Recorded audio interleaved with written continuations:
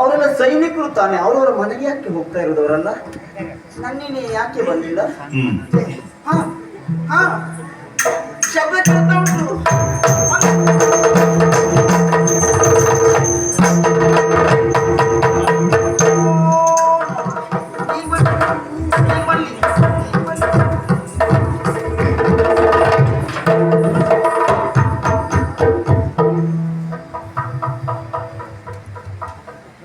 ಯಥಾಮತಿಯಾಗಿ ನಿಮ್ಮ ಸತಿಯಾಗಿ ಸೇವೆ ಮಾಡಿದ್ದೇನೆ ಸ್ವಾಮಿ.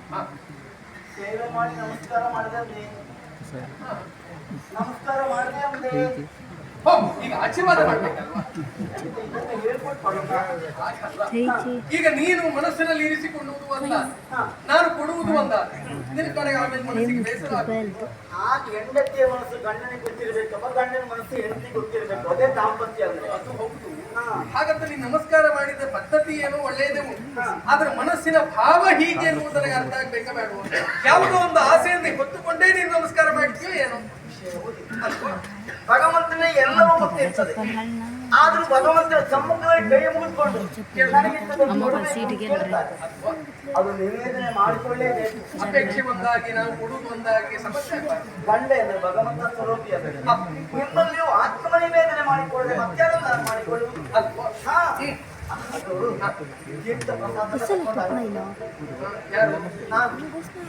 ಅಂದ್ರೆ ಈಗ ಬಂದಾಗ ನಮ್ಮ ಕಾಲದ ಹರಿವಾಣದಲ್ಲಿ ಇರಿಸಿ ಅದನ್ನ ತೊಳೆ ಮಾಡಿ ತೀರ್ಥ ಕುಡಿದು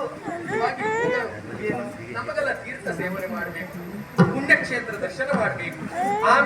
ಆಮೇಲೆ ಏನಾದ್ರು ಪುರೋಹಿತರಿಗೆ ಗುರ್ಸೋತಿದ್ರೆ ಅವ್ರಿಗೆ ಮನಸ್ಸಾದ್ರೆ ನಮಗ್ ಪಡ್ಕೊಳ್ಳು ಯೋಗ ಇದ್ರೆ ಆಮೇಲೆ ನಾವು ಸ್ವೀಕಾರ ಮಾಡ್ತೇವೆ. ನಿಮಗ್ ಹಾಗಲ್ಲ, ಮನೆ ಬಾಗಿಲಿಗೆ ಗಂಡ ಬಂದ್ರೆ ಸಾಕು, ಆ ಪಾದವನ್ನು ತೊಳೆದು ಅದನ್ನೇ ತೀರ್ಥ ಅಂತ ಸ್ವೀಕರಿಸ್ತೀವಿ. ಭಗವಂತ ನಮ್ಗೆ ಕೊಟ್ಟಂತ ಭಾಷೆ ಯೋಗ.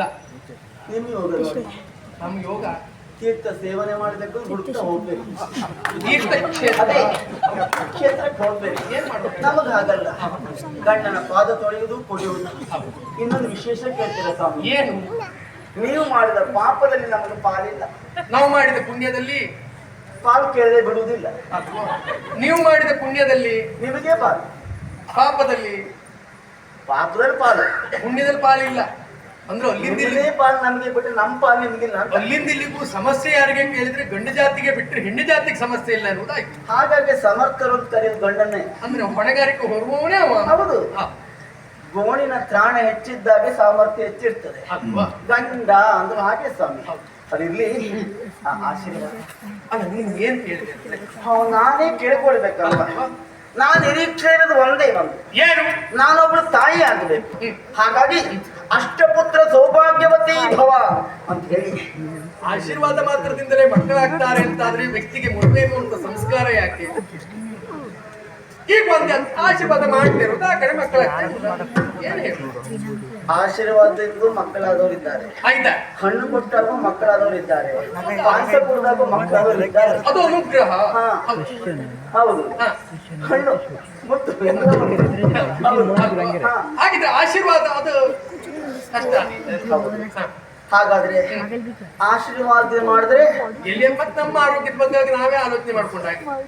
ಹೌದು, ಅಲ್ವಾ? ಆಶೀರ್ವಾದದಲ್ಲಿ ಯಾವತ್ತು ಸ್ವಾರ್ಥ ಇರಬಾರ್ದು, ಅದೇ ನಿಸ್ವಾರ್ಥವಾಗಿ ಕೊಡ್ಬೇಕು. ನಾನು ತಾಯಿಯ ಸ್ಥಾನ ಕೇಳುವಳು, ನೀವು ತಂದೆಯಾಗ್ತೀರಿ. ಬೇಡ ಬೇಡಿ, ಚಿರ ಸೌಭಾಗ್ಯವತಿ ಭವ ಅಂತ ಹೇಳಿ ಈ ಆಶೀರ್ವಾದ ನಿನಗೆ ಮಾಡುವ ಬದಲು ದೇವರಲ್ಲಿ ನಾನೇ ಕೇಳ್ಕೊಳ್ಬಹುದಲ್ಲ? ದೇವರೇ ನನ್ನ ಆಯುಷ್ಯ ಒಂದು ಹೆಚ್ಚು ಮಾಡುವಂತ. ಅದೇ ಮಾಡ್ಬೇಕು. ಗಂಡನಾದವ ಭಗವಂತನ ಕೇಳಿದೆ, ಹೆಂಡತಿ ಆದವಳು ಭಗವಂತನಾದ ಗಂಡನನ್ನು ಕೇಳಿದೆ. ಹಾಗಿದ್ರೆ ನಾನು ನಿನಗೆ ಆಶೀರ್ವಾದ ಮಾಡಲು ಬದಲು ದೇವರಲ್ಲೇ ಕೇಳ್ಕೊಂಡು, ನನಗೆ ಆಶೀರ್ವಾದ ಮಾಡಬೇಕು ಗಂಡ ದೇವರಲ್ಲಿ ನೀವು ಕೇಳ್ಕೊಳ್ಬೇಕು. ನನಗೆ ನಿಮ್ಮ ಹೊರತು ದೇವರು ಯಾರು ಇಲ್ಲ. ಮತ್ತೆ ಆದ್ರೂ ಒಂದು ಆಶೀರ್ವಾದ, ಗಂಡನಾದವ ಹೆಂಡತಿಗೆ ಮಾಡುವ ಆಶೀರ್ವಾದ ಹೇಗೆ ಗೊತ್ತ? ಅದು ಇಷ್ಟು ದಿವಸ ಮಾಡಲಿಲ್ಲ, ಇವತ್ತು ಯಾವುದು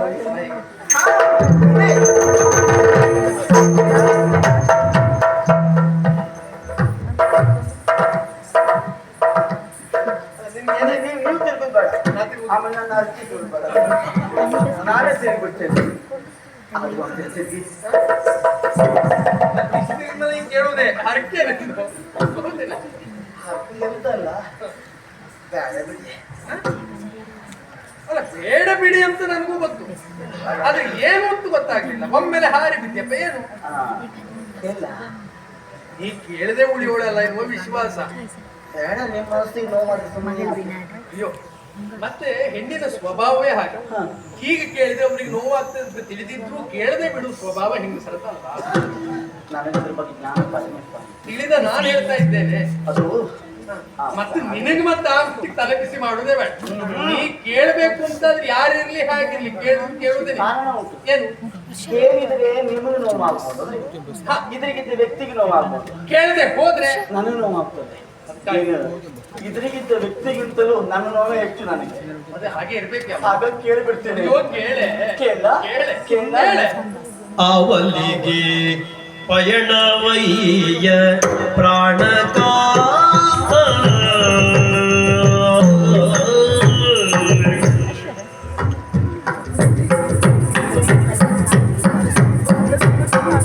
ಅವಲಿಗೆ ಪಯಣವಯ್ಯ ಪ್ರಾಣಕಾಂತ ಅವಲಿಗೆ ಪಯಣವಯ್ಯ ಪ್ರಾಣಕಾಂತ ರಾಜ ಕಿವಿಯಿಂದ ಹೋಗುವುದಿಲ್ಲಿ ಪ್ರಾಣಕಾಂತ ಅವನಿಗೆ ಪಯಣವಯ್ಯ ಪ್ರಾಣಕಾಂತ ರಾಜ ಟಿವಿಯಿಂದ ಹೋಗುವುದಿಲ್ಲಿ ಪ್ರಾಣಕಾಂತ ರಾಜ ಟಿವಿಯಿಂದ ಹೋಗುವುದಿಲ್ಲಿ ರಾಜ ಟಿವಿಯಿಂದ ಹೋಗುವುದಿಲ್ಲಿ ಪ್ರಾಣಕಾಂತ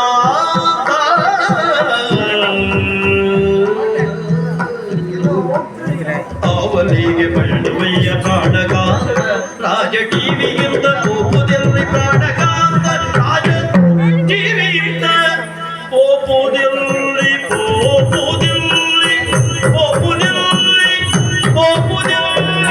ಪ್ರಾಣಕಾಂತ ರಾಜ ಟಿವಿಯಿಂದ ಹೋಗುವುದಿಲ್ಲಿ ಪ್ರಾಣಕಾಂತ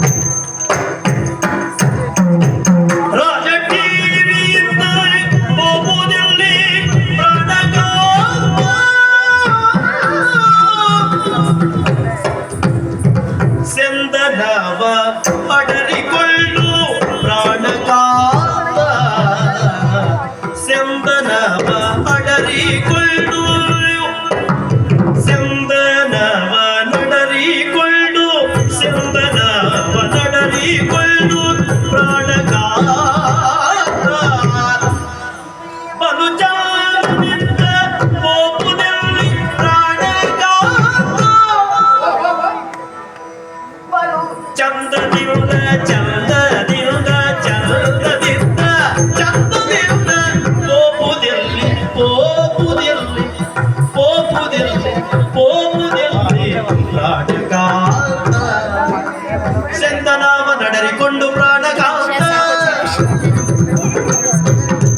ಬಲು ಚಂದದಿಂದ ಹೋಗುವುದಿಲ್ಲಿ ಪ್ರಾಣಗಾಂತ ಚಂದದಿಂದ ಹೋಗುವುದಿಲ್ಲಿ ಪ್ರಾಣಗಾಂತ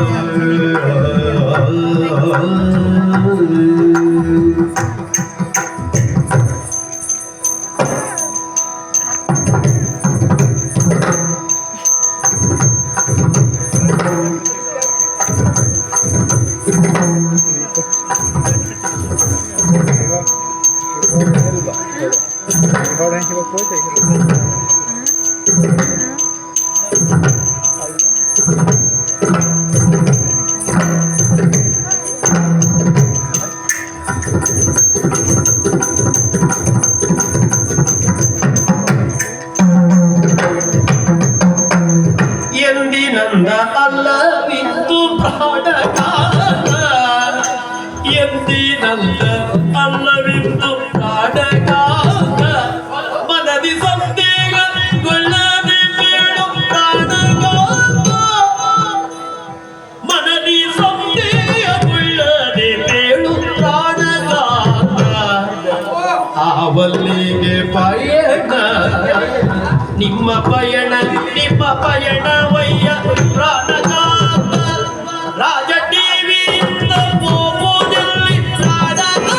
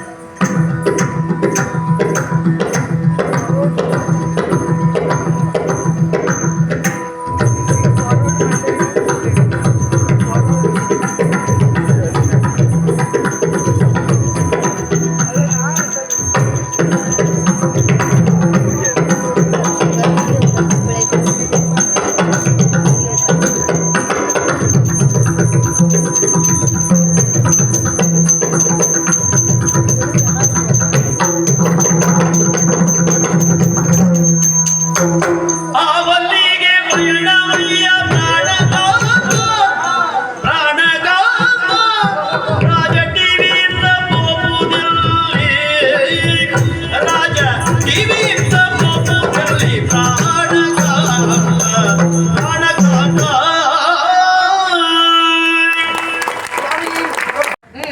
ಕೇಳ್ತೇನೆ.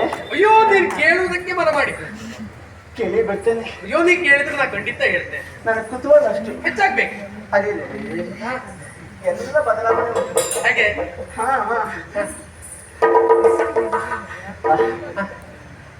ಎಲ್ಲಿಗೆ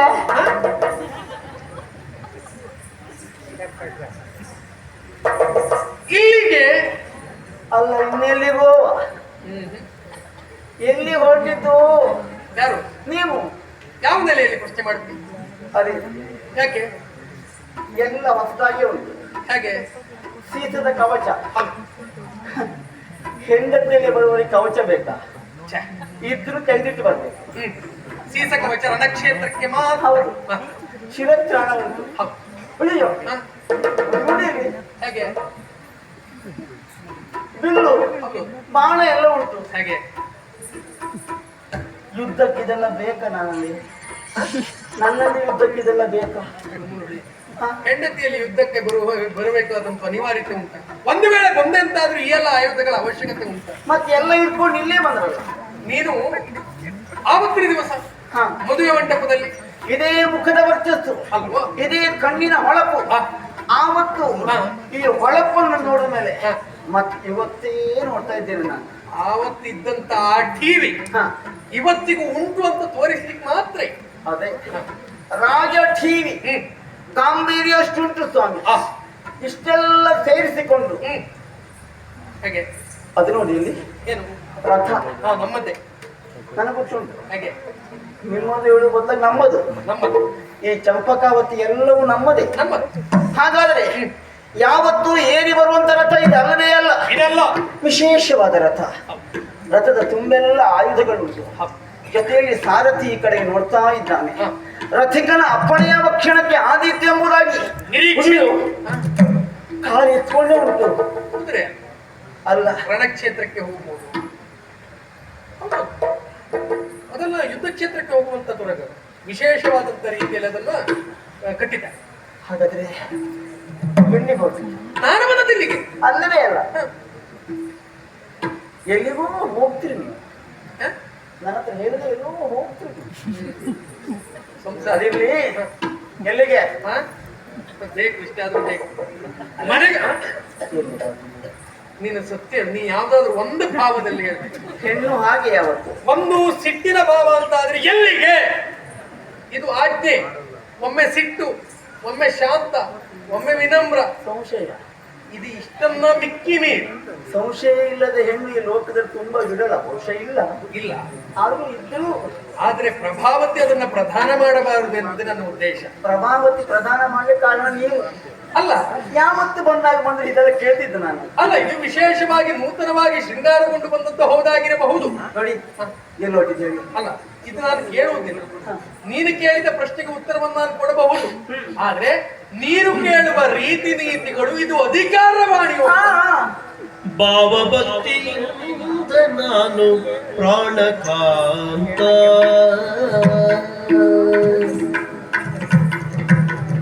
ಭಾವಭಕ್ತಿಯಿಂದ ನಾನು ಪ್ರಾಣಕಾಂತ,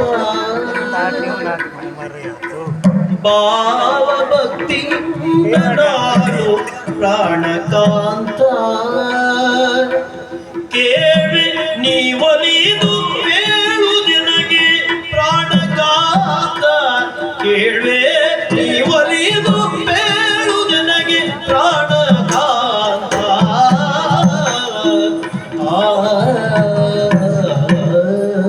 ಎಲ್ಲವೂ ಹೊಸದಾದ ಕಾರಣಕ್ಕಾಗಿ, ನನ್ನ ಅನುಭವಕ್ಕಿದೆಲ್ಲವೂ ನೂತನವಾದ ಕಾರಣಕ್ಕಾಗಿ ನಾನು ಕೇಳುವುದೇ ಆದರೂ ಭಾವಭಕ್ತಿಯಿಂದ. ನಾನು ನಿಮ್ಮ ಹೆಂಡತಿ ಸ್ವಾಮಿ, ಸರಿ, ಸಹಧರ್ಮಿಣಿ ನಾನು. ನಿಮ್ಮ ಹೆಜ್ಜೆಯ ಮೇಲೆ ಹೆಜ್ಜೆ ಇಟ್ಟು ನಡೆಯಬೇಕಾದವಳು ನಾನು. ನಿಮ್ಮ ಮುಂದೆ ನಾನು ಯಾವತ್ತೂ ಇಲ್ಲ, ನಿಮ್ಮ ಹಿಂದೆ ಇರಬೇಕಾದವಳು. ಹಾಗಾಗಿ ಮುಂದೋಗುವ ನೀವು ಯಾವ ದಾರಿ ಅಂತ ಹೇಳಿದ್ರೆ ಒಳ್ಳೇದಲ್ವಾ? ಅದಕ್ಕಾಗಿ ಭಾವಭಕ್ತಿಯಲ್ಲಿ ಕೇಳ್ತೇನೆ. ನಿನ್ನಲ್ಲಿ ಹೇಳುವ ಸಲುವಾಗಿ ಬಂದೆ. ಅದು ಇಷ್ಟ ಕಾಯಿಸ್ಬಿಟ್ರೆ ಆಗಿದೆ. ಪ್ರಭಾ, ಓ ನಳಿನಾಕ್ಷಿ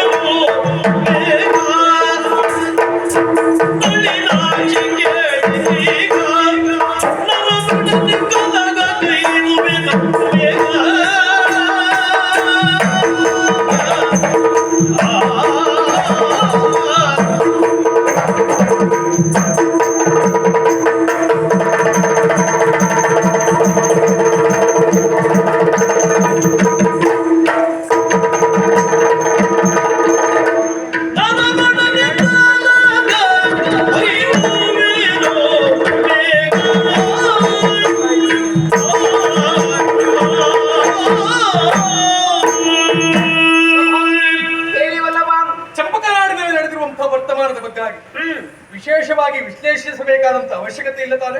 ಸಡಗರವೂ ಉಂಟು, ಸಂಶಯವೂ ಉಂಟು, ಭಯವೂ ಮನೆ ಮಾಡಿಕೊಂಡಿದೆ. ಎಲ್ಲರೂ ಸಂತೋಷ ಸಂಭ್ರಮದಲ್ಲಿದ್ದಾರೆ. ಇರುವಂತ ಪ್ರತಿಯೊಬ್ಬ ಕ್ಷತ್ರಿಯ ವೀರರು ಇದು ತಮ್ಮ ಪಾಲಿನ ಹಬ್ಬ ಎಂಬಂತೆ ಆಚರಣೆ ಮಾಡ್ತಾ ಇದ್ದಾರೆ. ಯಾವುದು ಹಬ್ಬ? ಕ್ಷತ್ರಿಯನಾದವನಿಗೆ ಹಬ್ಬ ಅಂತ ಹೇಳಿದ್ರೆ ಯಾವುದು? ಯುದ್ಧವೇ ಹಬ್ಬ, ಹೋರಾಟವೇ ಹಬ್ಬ.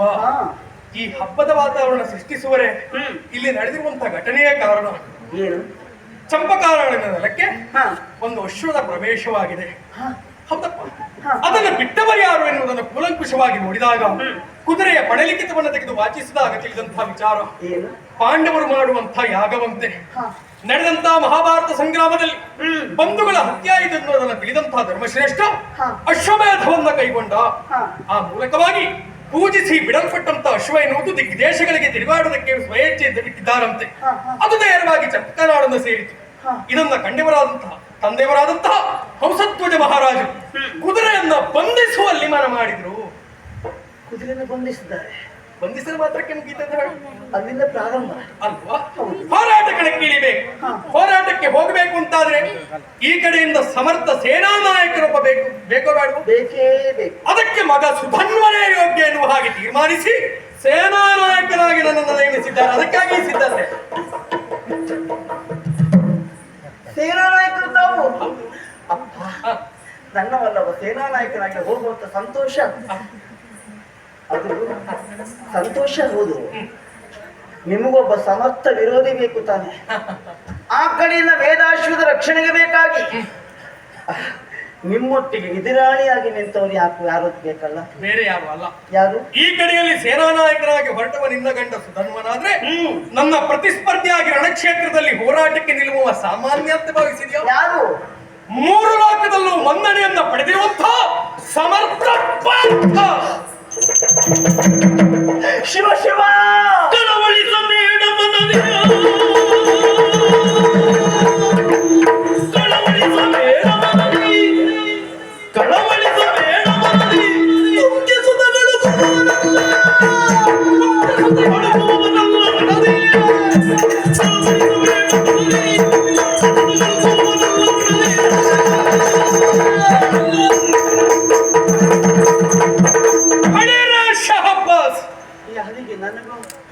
ನಿನ್ನ ಕುರಿತಾಗಿ ಆಡಿತಲ್ಲ, ಪಾರ್ಥನ ಕುರಿತಾಗಿ ಸಂಬೋಧಿಸಿದ್ದು.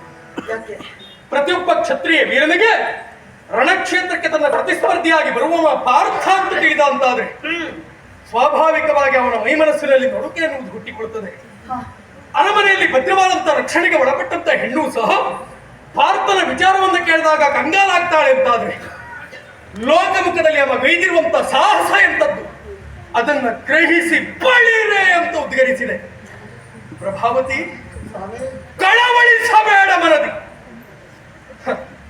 ರಣಕ್ಷೇತ್ರಕ್ಕೆ ಹೋಗುವಂತ ನಿನ್ನ ಗಂಡ ಪಾರ್ಥನ ಎದುರಿನಲ್ಲಿ ಏನೂ ಅಲ್ಲ ಅಂತ ಭಾವಿಸಿದ್ಯಾ? ಕಲಿತಿರುವಂತಹ ವಿದ್ಯೆ ಮೇಲೆ ಅಪಾರವಾದಂತಹ ವಿಶ್ವಾಸವನ್ನು ಹೊಂದಿದವರು ನಾವು. ನಂಬಿದಂತ ದೇವ ಕೈ ಬಿಡುದಿಲ್ಲ ಎನ್ನುವಂತ ವಿಶ್ವಾಸ ಯಾವತ್ತಿಗೂ ಯಾವ ಕ್ಷಣಕ್ಕೂ ನನಗುಂಟು. ಯೋಚನೆ ಮಾಡಬೇಕಾದಂತ ಅವಶ್ಯಕತೆ ಇಲ್ಲ.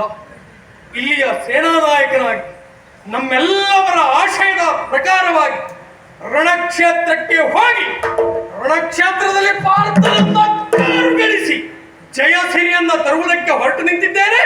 ಮನದ ಕಳವಳ ಬಿಡು, ಕಳುಹಿಕೊಡು. ಕಾಂತ ಕೇಳೇನ ಸೊಲ್ಲೋ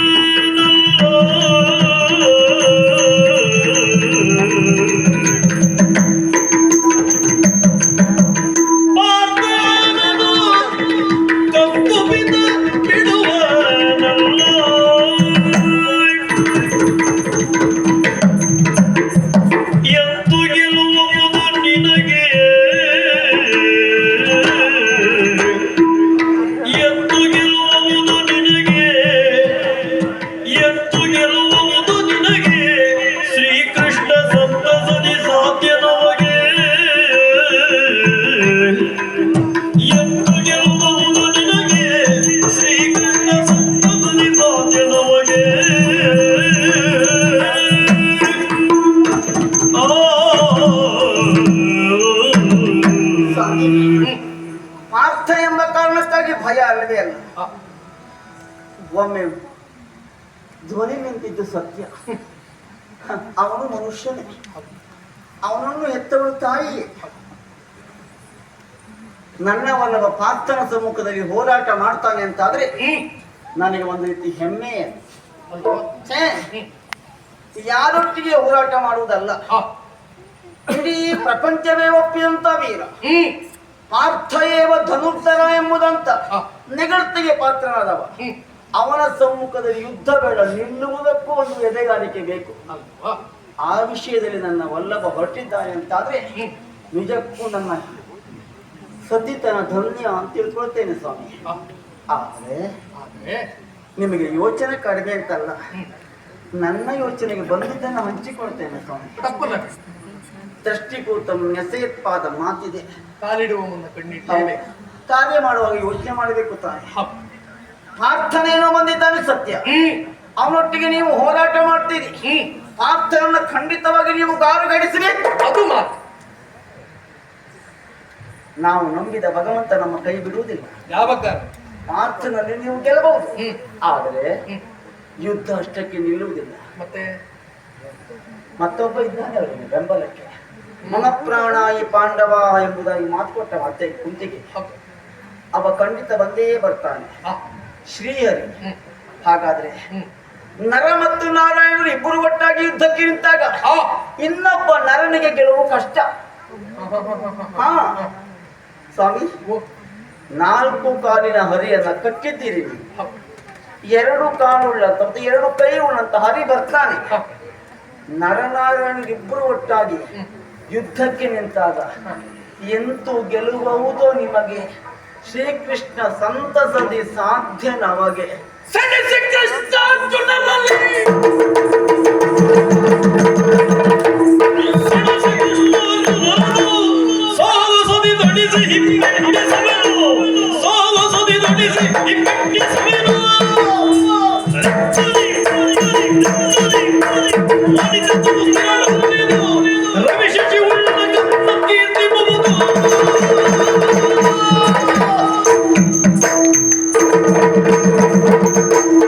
ನೀನಾಡಿದಂತ ಮಾತೆಲ್ಲವೂ ಸತ್ಯವೇ ಪ್ರಭಾವಕ್ಕೆ.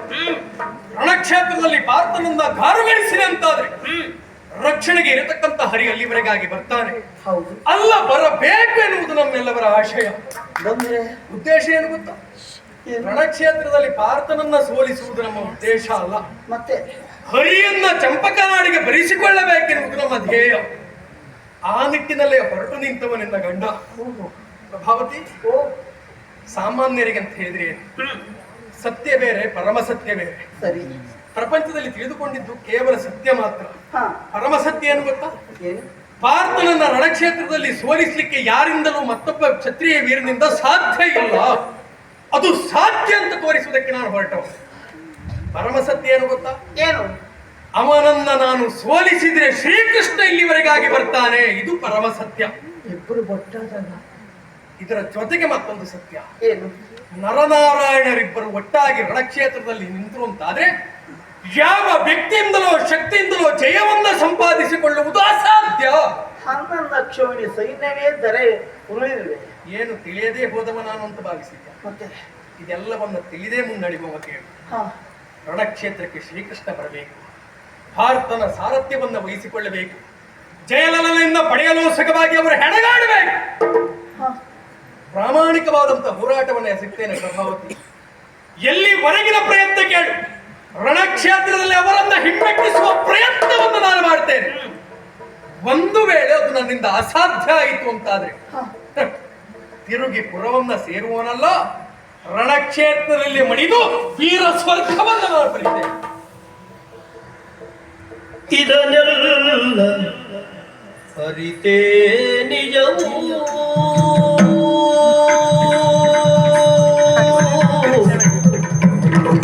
ಇದನ್ನೆಲ್ಲ ಅರಿತೇ ನಿಜವೂ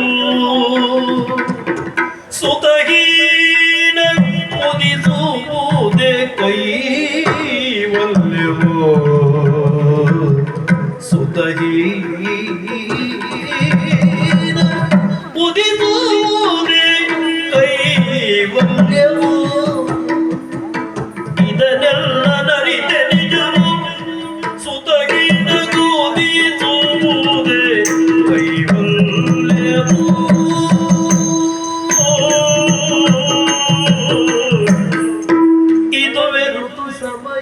ನನಗೆ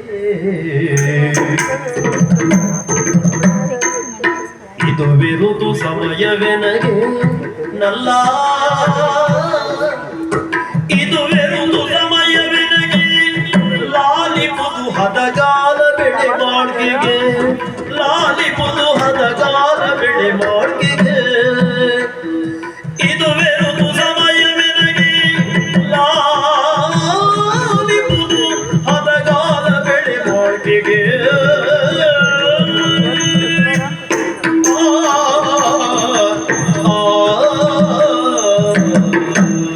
ಅರ್ಥವಾಯ್ತು ವಲ್ಲಭ. ರಣಗಾಗುಣಿಯಲ್ಲಿ ಹೋರಾಟ ಮಾಡಿ ಮಾಡಿ ಮಾಡಿ ಕೊನೆಯದಾಗಿ ಹರಿಯ ಪಾದವ